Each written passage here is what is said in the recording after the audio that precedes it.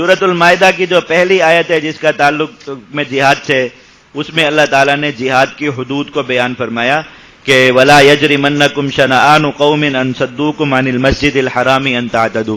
کفار مسلمانوں پر جب حملہ آور ہوتے ہیں تو وہ زیادتیاں کرتے ہیں اور مظالم کرتے ہیں، ناجائز اعمال کا افعال کا ارتکاب کرتے ہیں۔ اللہ تعالیٰ نے مسلمانوں کو بتایا کہ تم جب ان سے انتقام لو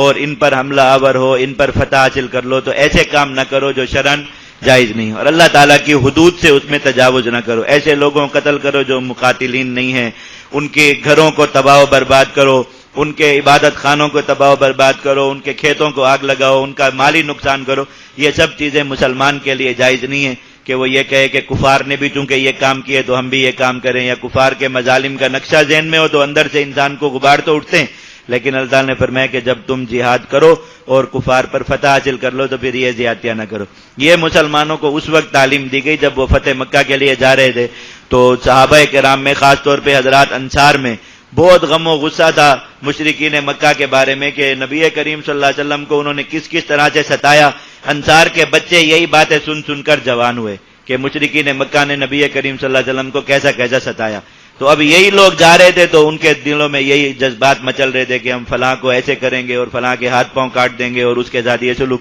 اللہ تعالیٰ نے اس پر انہیں جو ہے وہ راستے میں ہی حدود بیان فرما دی کہ کافروں نے جو کچھ کیا تمہیں جا کر انتقاماً یہ سب کچھ کرنے کی اجازت نہیں۔ جہاد اپنی شرعی حدود میں رہے تو جہاد رہے گا، اگر اس میں زیادتی اور عدوان آ جائے تو واللہ لا یحب المعتدین، اللہ تعالیٰ زیادتی کرنے والوں کو پسند نہیں فرماتا۔